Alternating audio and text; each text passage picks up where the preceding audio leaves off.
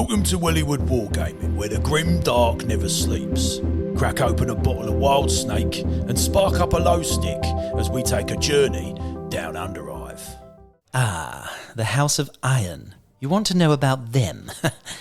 Everyone thinks they're just some Temenos tuxedo-clad road gang with bad manners and even worse fashion. But I know the truth. I've seen the files, heard the hushed whispers. They're not what they seem, my friend. No, they're far worse. You ever notice how they're always with their motorcycles, riding them, polishing them, sleeping next to them, stroking the handlebars, like it's a lover's arm? That's because, well, for them it is. There's a whole thing in Orlock culture, deeply taboo, of course, but widely accepted. They don't just love their vehicles, they love them, if you catch my meaning. One of them, real high-up Medina boy, I shan't speak his name, actually married his dirt bike. Whole ceremony, little veil on the fuel tank, vows exchanged, reception in a burned-out habdone. All very touching, I'm sure, and it's not even considered weird down there. They just think that's normal. She purrs when I touch the throttle, he said. Sick.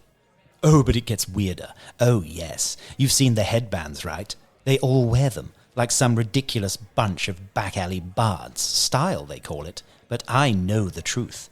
The headbands, they hide something. Something mutant. You see, every Orlock is born with a third eye. Right there, middle of the forehead.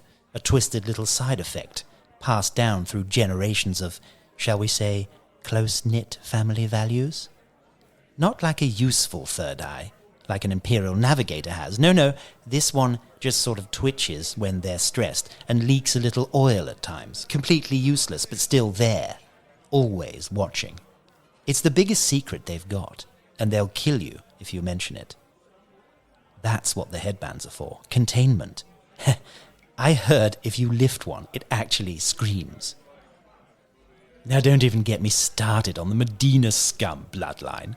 That family tree, it's a circle. Every branch loops right back in. Uncle cousins, sister mothers, grandfathers marrying their own clones. There's this one guy, pretty sure he's been his own best man at 3 weddings. You ever meet someone and think, that guy looks like 4 people I've already met? Yes, well, that's an Orlock. They've even got this weird practice, covering their hands in sump spider webbing before a fight. You know why? Not for protection, no, it's so they don't drop their guns.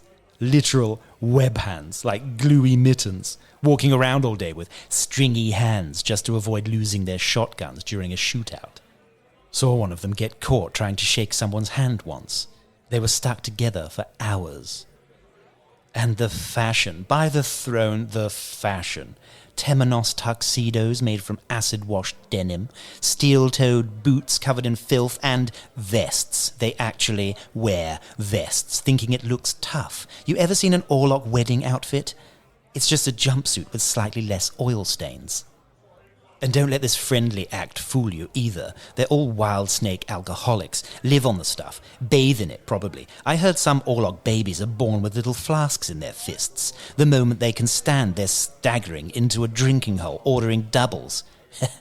The shakes, they never stop.